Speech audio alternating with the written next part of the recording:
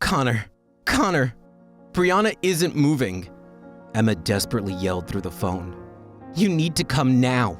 We were just driving, and then the car, we crashed. Our lives were perfect. My wife, Brianna, was 4 months pregnant with twins, and our 4-year-old daughter, Sapphire, was doing excellent at school. My wife and her best friend, let's call her Emma, had been friends since high school and were roommates in college. Though we didn't see her often as she lived in Europe and we lived in the US. But one day, she unexpectedly came to the US to visit us. My wife was overjoyed when she surprised us, and so was I. Little did I know, the rest of the day would be the beginning of the worst days of my life. That day, I suggested that they should go out for lunch and go explore the neighborhood together. I wanted them to have some girl time together since they didn't see each other for such a long time. I enjoyed their happiness and didn't want them to be bothered. Also, this would be a great opportunity to spend some father-daughter time with Sapphire, so we agreed and both went our ways. I brought her to the park. Out of a coincidence, we bumped into one of her friends from school. Her friend's mom and I were talking when I got a phone call from Emma. Connor, she yelled through the phone. Brianna isn't moving. You need to come now. We were just driving and then the car, we crashed. I panicked and lost control, all in a split second. I jumped off the bench so quick that I thought I was going to faint. The lady next to me started to panic too.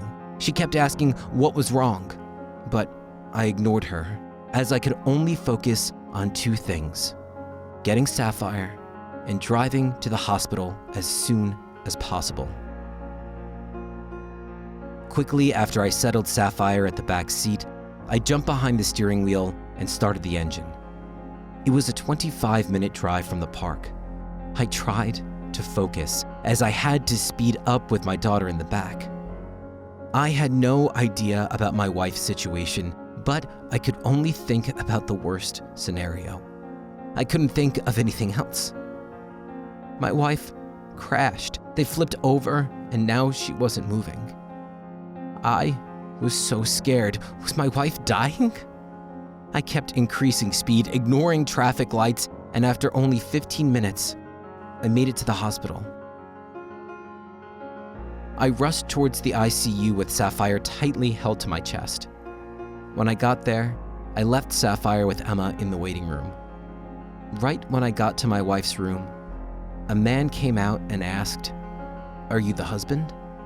I was angry at him for blocking my way, but I kept my cool, realizing this was the doctor in charge. "Yes, I am. Is she okay?" He first stared at the floor, then looked me in the eyes. He took a deep breath and said, "Your wife just passed away." I don't remember what happened next, but I remember I lost control. I started to realize that I lost my wife forever.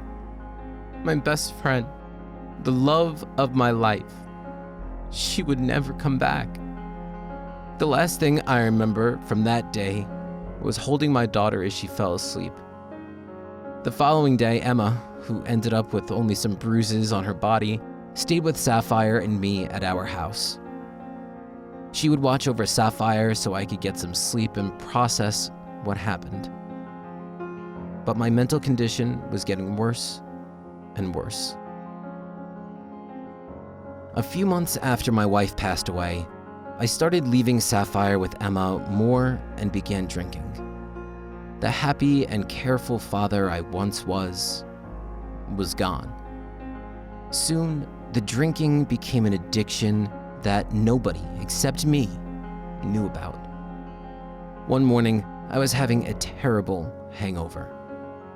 I had been up drinking till 3 a.m. I didn't remember that I was supposed to go and get groceries that day, but Emma left a note on the kitchen table saying she would take care of it.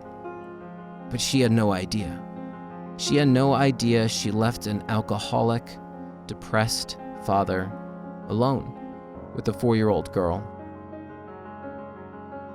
I had completely forgotten about Sapphire. I was drinking some coffee that morning when she walked out of her room. To be honest, I didn't even know where I was and I couldn't think straight. Then it happened, out of instinct. I grabbed the chair next to me and threw it at her. I was so hungover that it took me a few minutes to realize who she was before I passed out onto the floor. The next thing I remember was waking up in the hospital, not knowing where I was and what happened. When I came home from doing groceries, I found her lying on the ground, unconscious, and her father, drunk as a whip. That's all I could remember from Emma telling the police what had happened. That day, I was kicked out of my house by the police, and I found a new apartment miles away. Every single day, someone would come in to make sure I wasn't drinking, but I was. My condition became worse, and I started drinking even more than I did before. I wasn't allowed to see my daughter because they considered me to be a danger to her. But the worst part? I didn't care. I didn't care about anything or anyone. It took me around 4 years to stop drinking and find joy back in my life. My improved behavior allowed me to go back to my house again, to see my daughter again. I felt so sorry that I left her, and therefore I was more than happy to see her and let them see how I improved. But things turned out differently. When I arrived at the house, Sapphire wasn't there. Emma told me that Sapphire, who had been suffering from cystic fibrosis, had passed away. What? No way. My little girl? I would never forgive myself. I abandoned her, left her without a caring father while she suffered. The only thought that ran through my mind was that I failed at life. My daughter suffered from a disease that is known as cystic fibrosis. Emma told me everything, and I started to feel unbearable pain in my chest. My little girl went through persistent lung infections, and her ability to breathe became worse and worse. She wasn't able to go to school and had to spend most of her time at home, if not the hospital. How could I have been so selfish?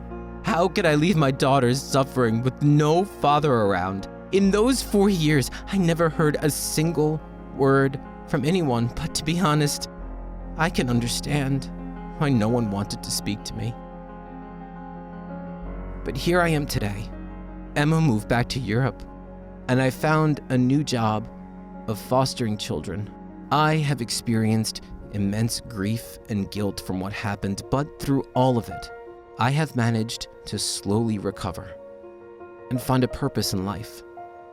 Of course, since my criminal record showed that I had hit my kid with a chair, I wasn't trusted and people were very suspicious, but I worked hard and showed people how I changed for the better.